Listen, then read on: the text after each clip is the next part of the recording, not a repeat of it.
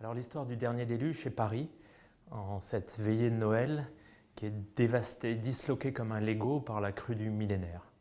Et puis c'est aussi une héroïne qui est coincée comme des centaines de milliers de Parisiens, Christine, et qui va hériter un paquet très étrange puisqu'il contient un enfant, lui-même très étrange. Et qu'elle n'aura pas le temps de comprendre ce qui lui arrive et qu'il va falloir qu'elle fuit avec cet enfant, avec son enfant, pour échapper à la mort.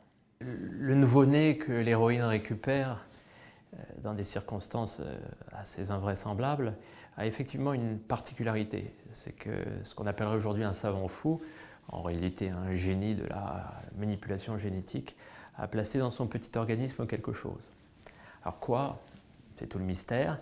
Et surtout, quelles seront les conséquences si jamais l'enfant, qui est livré dans une membrane high-tech qui le protège, mais dont on va comprendre qu'elle protège aussi le reste de l'univers de lui, de ce qu'il porte.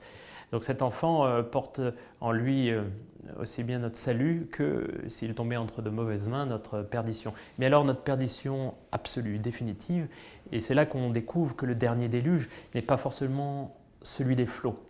Il peut être d'une toute autre nature, infiniment plus effroyable.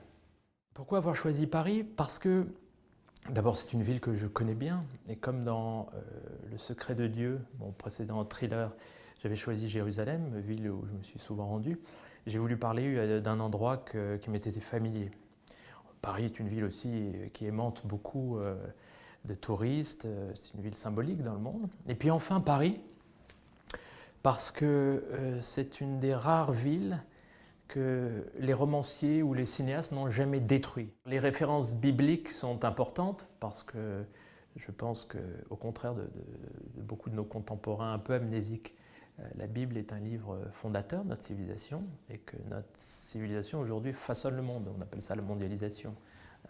Dans la réalité, c'est la culture judéo-chrétienne. Donc je ne vois rien d'invraisemblable à se replonger dans les mythes bibliques. Le déluge, oui, il a toujours son actualité, même pour les athées.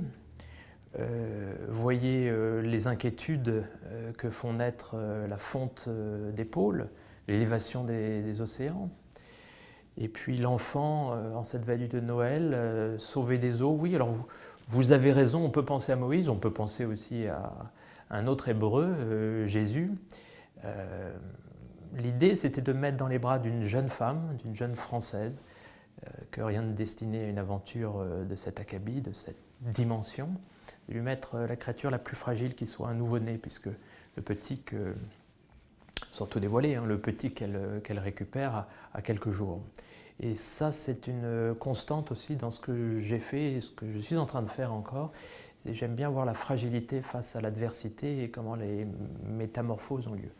Donc oui, il y a cet enfant, oui, il y a le déluge, oui, ce sont des références bibliques, mais c'est très contemporain puisque, nous en parlerons un peu plus tard, il s'agit quand même d'écologie et de nature. Mais la question de savoir si la nature nous veut du bien, à nous, l'espèce humaine, ce n'est pas un sujet de philosophie pour Bachelier, c'est une question très importante parce qu'il s'avère que pour la nature, l'orchidée ou l'ortie, c'est la même chose, elle les broie, elle fait des espèces, elle les fait disparaître. Et jusqu'à nous, l'homme, aucune espèce n'a duré très longtemps. Nous semblons être une espèce qui s'accroche, qui mute, qui évolue. Et ça, peut-être qu'effectivement, il y a dans le programme, le logiciel de la nature, quelque chose d'agaçant, de contrariant. J'ajoute que ceux qui n'ont pas encore lu le livre peuvent sauter ce passage, qu'il est aussi question dans ce livre de virus. Et que les virus ont ceci de fascinant et d'abominable qu'ils sont les seuls organismes vivants dans le règne de la nature qui n'ont pas de place dans la chaîne alimentaire. Prenez n'importe quel animal, insecte, chose, bête, plante, elle nourrit quelqu'un ou quelque chose ou se nourrit de quelqu'un ou de quelque chose. Le virus, non. Personne ne s'en nourrit. Et il ne se nourrit de personne. La seule mission du virus, c'est l'assassinat. Plus nous avançons dans le progrès, plus certaines entités, bien intentionnées la plupart du temps, mettent au point des molécules, des médicaments ou des vaccins qui vont profondément modifier notre façon de vivre ou d'être nos organismes. C'est un pouvoir de démiurge dont on n'a pas idée encore aujourd'hui, dont on mesure mal les conséquences.